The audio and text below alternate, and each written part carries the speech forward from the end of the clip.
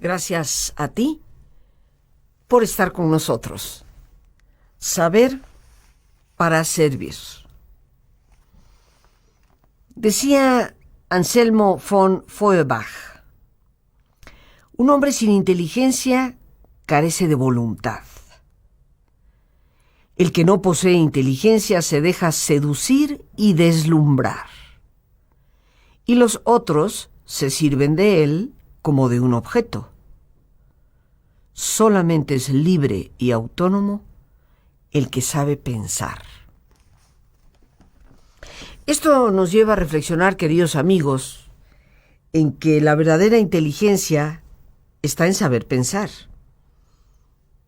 en saber canalizar ciertamente la manera en que organizamos nuestras ideas, qué contenido le damos a esas imágenes, qué palabras utilizamos para expresarnos, ya que tanto imágenes como palabras conforman nuestro pensamiento. Solemos creer que ser inteligentes está relacionado con la eficiencia académica, con sacar 10 de calificación o con la acumulación del conocimiento. Entre más títulos, entre más información pueda yo utilizar y conocer, más inteligente. Pero en la actualidad el modelo de inteligencia más aceptado es el que nos habla de capacidades múltiples, del hecho de que los seres humanos tenemos muchas facetas de inteligencia. Tradicionalmente la inteligencia se ha asociado con nuestras habilidades matemáticas y verbales, que se han valorado a través del famosísimo IQ. Ese IQ, queridos amigos, que no fue creado necesariamente para poder detectar a niños verdaderamente brillantes, sino muy tristemente para poder eliminar a los que se consideraba que no tenían esa inteligencia.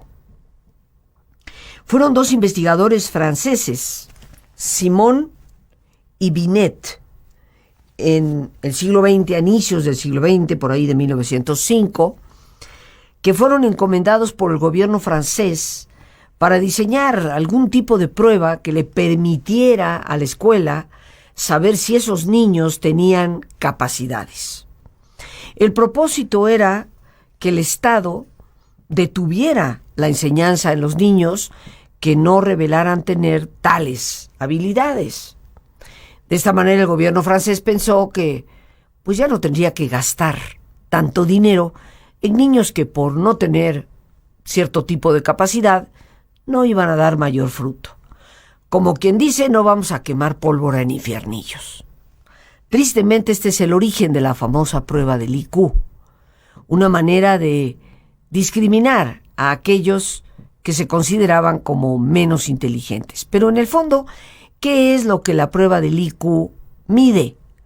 Y lo único que esa prueba nos da como medición es nuestra capacidad matemática, lógico-matemática, y la capacidad verbal, la capacidad que nos permite desarrollar las letras.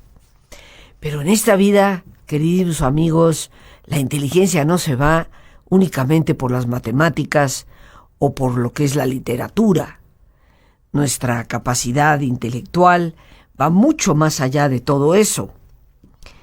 La investigación hoy en día y los diversos modelos que existen, muy en particular el de Howard Gardner, nos van presentando la realidad en cuanto a las muchas formas, las variadísimas formas en que tú y yo podemos ser inteligentes. Y aunque ese modelo se ha ido ampliando cada vez más, vamos a compartir en forma breve un esquema de lo que originalmente Howard Gardner llamó las 8 inteligencias. Aunque reitero, el mismo Gardner ha ido ampliando ese espectro de inteligencias, pero hay 8 que se consideran, sin lugar a dudas, las fundamentales. De todos nosotros es conocido el significado de la inteligencia lógico-matemática y el de la inteligencia lingüística o verbal. puesto que es al que se le da prioridad en los ámbitos escolares. Si sacas 10 en matemáticas y 10 en gramática, pues ya la hiciste. Son, como quien dice, las materias prioritarias. Para casi todos los niños, las clases de aritmética, matemáticas, álgebra o cálculo han casi siempre representado la demostración de cuán inteligentes podemos ser. También las clases llamadas de español, con el aprendizaje precisamente de la gramática. Estas clases se han valorado como prioritarias. ¿Por qué? Porque acompañan precisamente la medición del IQ. Eso que durante tantos años se ha considerado es lo que nos permite saber si pues tienes inteligencia o no la tienes. Pero Howard Gardner viene y nos presenta un modelo diferente. Nos habla de otras maneras de ser inteligentes. Y por supuesto a esas maneras que él nos da, habría que añadir otras tantas. Pero de lo que nos interesa el día de hoy es de hablar de la verdadera inteligencia. ¿Cuáles son estas inteligencias múltiples de las cuales nos habla Howard Gardner?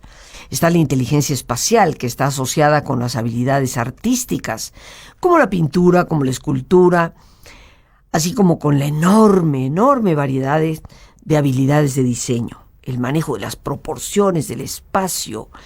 Esta es la inteligencia espacial, como la que tuvo Miguel Ángel al pintar la Capilla Sixtina.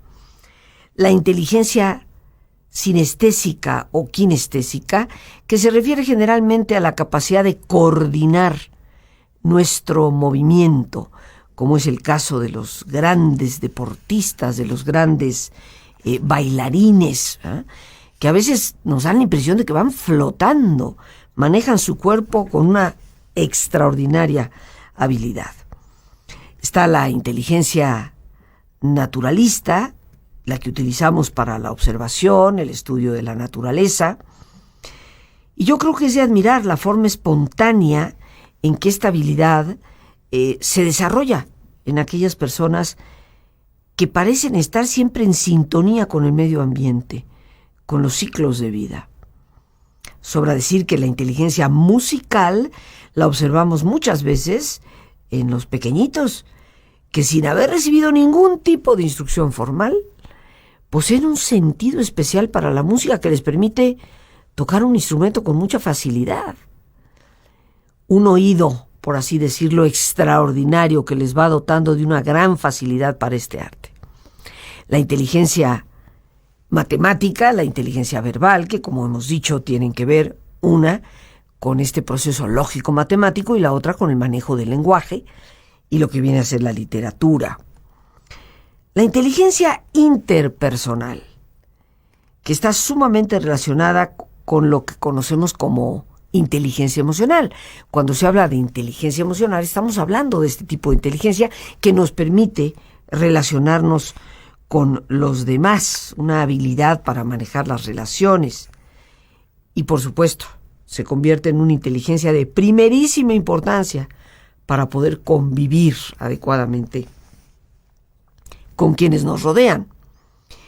Y por último, la inteligencia intrapersonal, que también está relacionada con la inteligencia emocional. Pero esta es la que nos permite manejar más acertadamente nuestro equilibrio interior. O sea, la relación con nosotros mismos. Ese conócete a ti mismo, que se da a través de este tipo de inteligencia, la intrapersonal. Cuando nos referimos a la inteligencia como una de las características importantes para los seres humanos, la inteligencia intrapersonal juega un papel prioritario.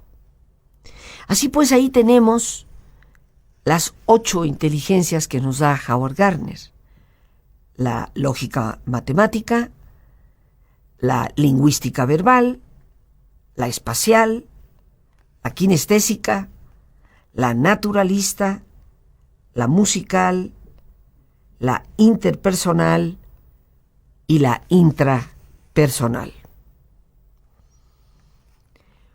Uno de esos recursos, tal vez creo yo uno de los más importantes de la inteligencia intrapersonal, se conforma por nuestras estrategias cognitivas, o sea, nuestra manera de pensar. Y el eje a través del cual tú y yo manejamos nuestra forma de pensar está en el estilo explicativo que le damos a las cosas. Nuestra forma de pensar muchas veces es lo que nos lleva a la autoderrota, a la indefensión y a la desesperanza. ¿Cuándo es que nosotros, por falta de esta inteligencia interior, caemos en esos estados que parecen casi de abandono personal, en esos estados donde parece que no vemos salida alguna a las situaciones que estamos viviendo? Bueno, pues esto ocurre cuando le atribuimos lo que nos sucede a tres tipos de cosas. Primero, a causas personales. Yo soy un inútil, yo no puedo, es imposible para mí, no tengo la capacidad, por eso me ha ido tan mal, seguramente me corrieron por tonta. Cualquier cosa que nos pasa que sea desagradable, inmediatamente recurrimos a atribuir la causa de eso que nos ocurre a algo personal. O sea, nosotros, como personas, estamos fallidas. Por otra parte, también caemos en esa especie como de indefensión o derrotismo cuando atribuimos a lo que nos sucede causas permanentes. ¿Perdí el empleo? Nunca jamás volveré a encontrar otro. No, y menos a mi edad, eso ya es como imposible. Sueño jarocho y aparte perturbado. O sea que eso no me va a suceder. Es como si que lo malo que te sucede fuera para siempre. Se nos olvida que no hay el para siempre. Todo pasa. Sin embargo, una forma de pensar que atribuye las cosas y piensa en esas cosas desagradables como permanentes, esto definitivamente le lleva a ese derrotismo y desesperación. Y también lo generalizado. Lo generalizado se va a referir a esa tendencia que algunas personas tienen de, al tener un problema en una área de su vida, automáticamente la generalizan a todas las demás. Tuve un disgusto en mi casa, entonces ya siento que en mi trabajo todo va mal, me peleo con medio mundo, o a la inversa, tengo un problema, un conflicto dentro del ámbito del trabajo, y esto permito que se permee a mi familia, a las relaciones, inclusive hasta con mis amistades. Por lo tanto, de un problema en una sola área de mi vida, hago que esto se extienda a todas las demás áreas. Con lo cual, de ser un problema, se convierte prácticamente en un desastre. Aquí estamos, queridos amigos, hablando sobre la verdadera inteligencia, que no se mide por ningún tipo de prueba, que no depende de los conocimientos que hemos adquirido, sino, como diría José Silva, la inteligencia del ser humano se mide por su capacidad para resolver problemas. Somos inteligentes en la medida en que somos capaces de ir resolviendo los problemas que se presentan en nuestra vida, esos que nos atañen, esos que al ser resueltos obviamente mejoran nuestra condición. Pero ya decíamos que en nuestra forma de pensar está sembrada esa capacidad que vamos a tener para dar respuesta a las cosas, o esa especie de indefensión o desesperanza. Y que esto viene muchas veces porque atribuimos lo que nos sucede a causas personales, considerándolas permanentes y generalizadas.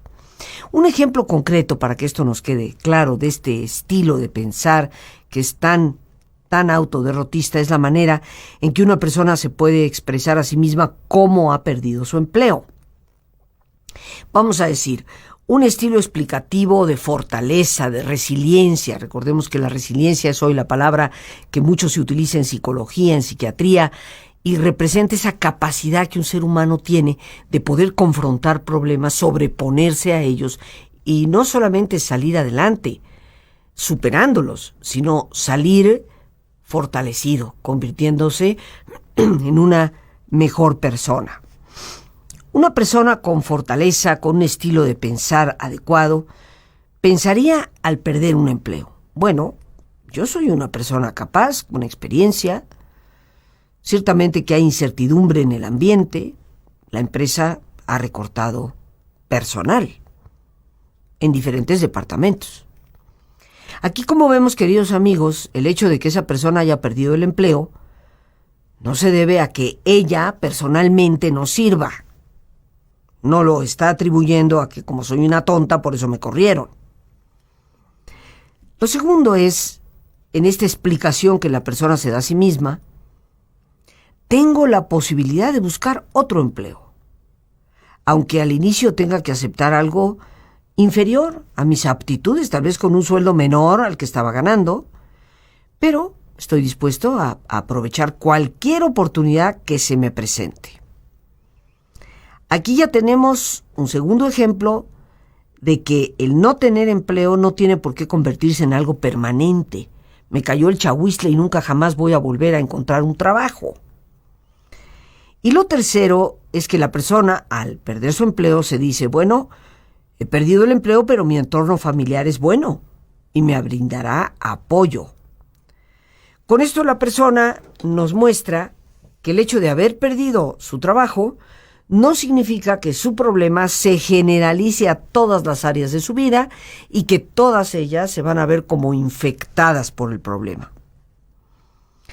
En este estilo resiliente, fortalecido, de explicarnos un problema, lo que obviamente percibimos es una buena autoestima y un sentido de responsabilidad que nos va a movilizar para procurar resolver la situación. Cuando nuestra forma de explicarnos las cosas no tiene esa fortaleza, esa resiliencia, si tuviéramos una persona con exactamente el mismo problema, ¿qué es lo que escucharíamos? ¿Cómo se lo explicaría a sí misma una persona con un estilo explicativo, una forma de pensar que le va a conducir fácilmente a tener mayores problemas y a sentirse indefenso?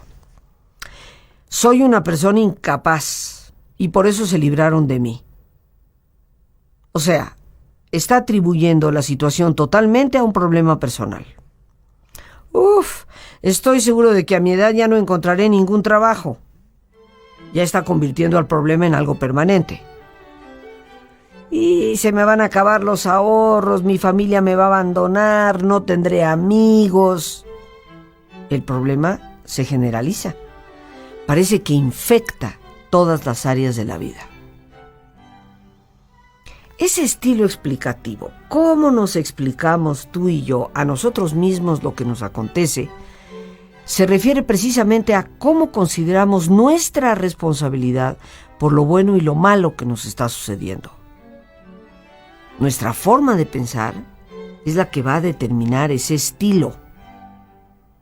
¿Un estilo pleno de fortaleza o no? Cada quien tiene el suyo, pero nosotros somos quienes lo determinamos, no nos cae por la chimenea. Si nuestra forma de pensar es depresiva y ansiosa, entonces vamos a estar pensando cosas terribles respecto a nosotros mismos y a nuestro futuro.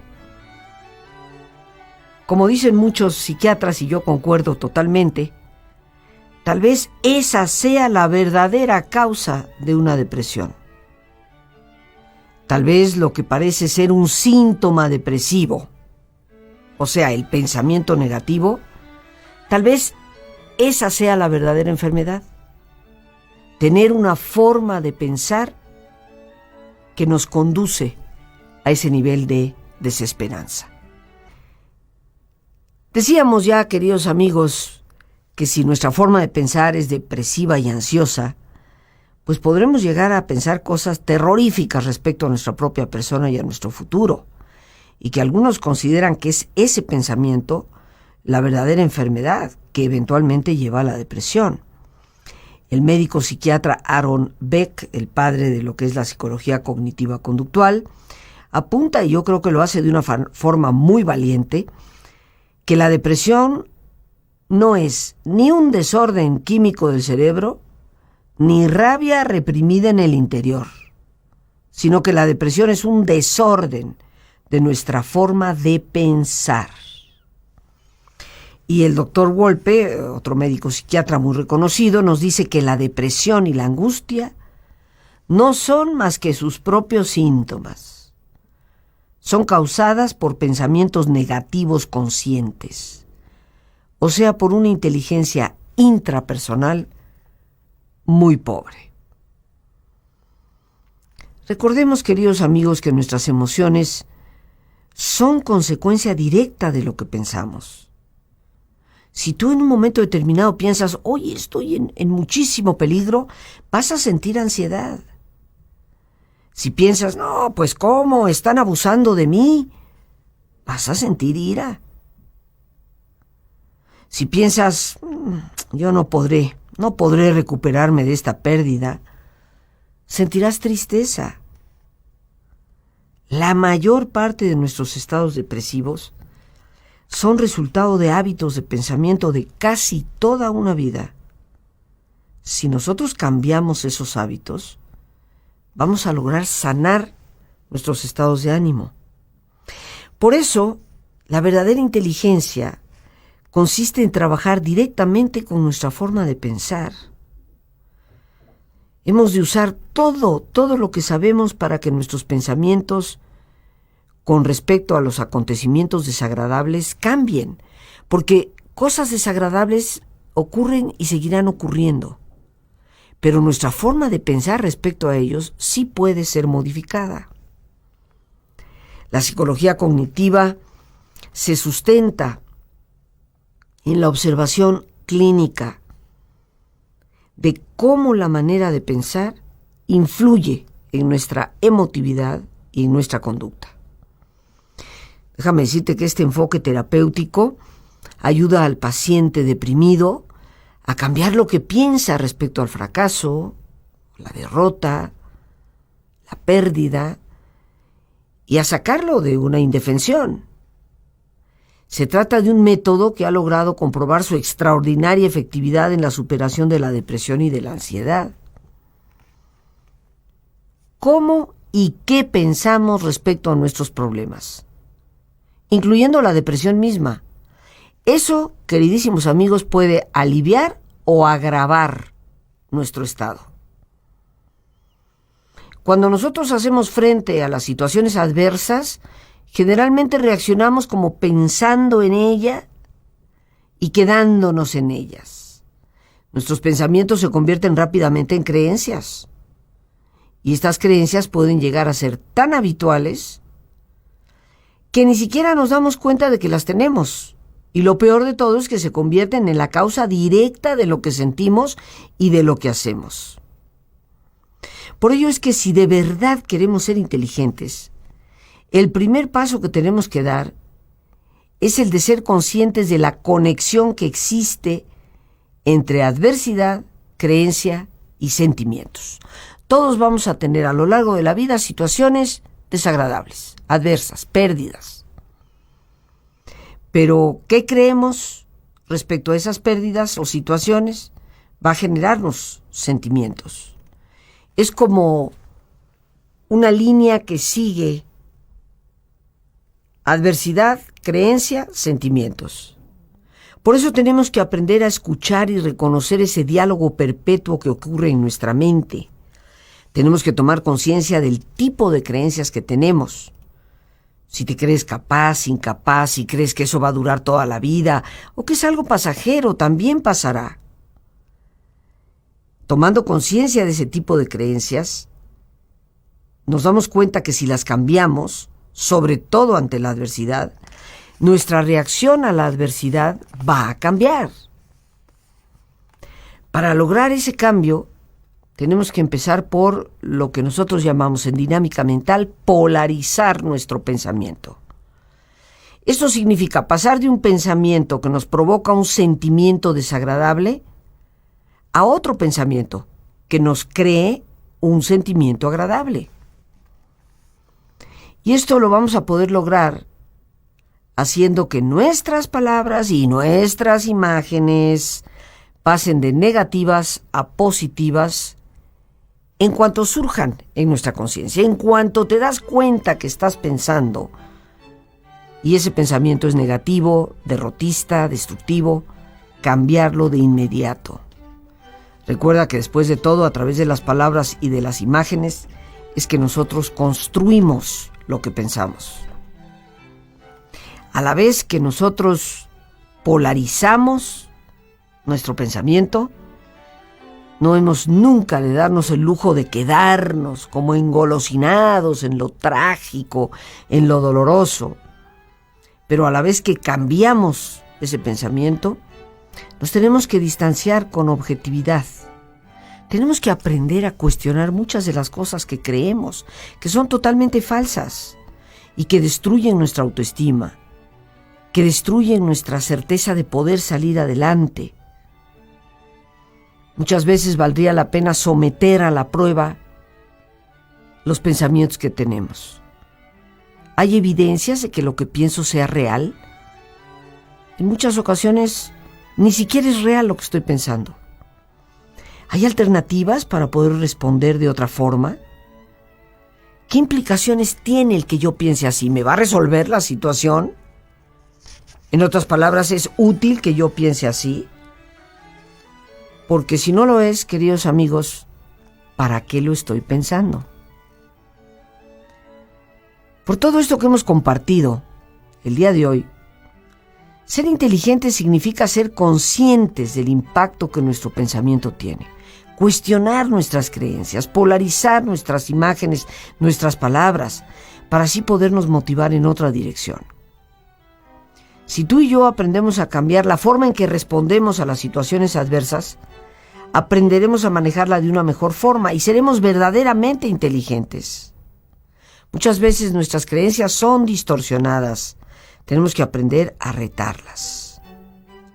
Cuestionar y manejar de manera inteligente esos pensamientos es lo que más nos va a ayudar a desarrollar y fomentar esa característica tan importante que llamamos inteligencia. Porque después de todo, ¿para qué queremos ser inteligentes si no es para ayudarnos a nosotros mismos, para ayudar a los demás, para resolver problemas y para ser felices? El tiempo se nos ha terminado. Las gracias a Dios por este espacio que nos permite compartir. El más importante de todos, una vez más, gracias por tu paciencia al escucharme, por siempre ayudarme a crecer contigo. Que Dios te bendiga.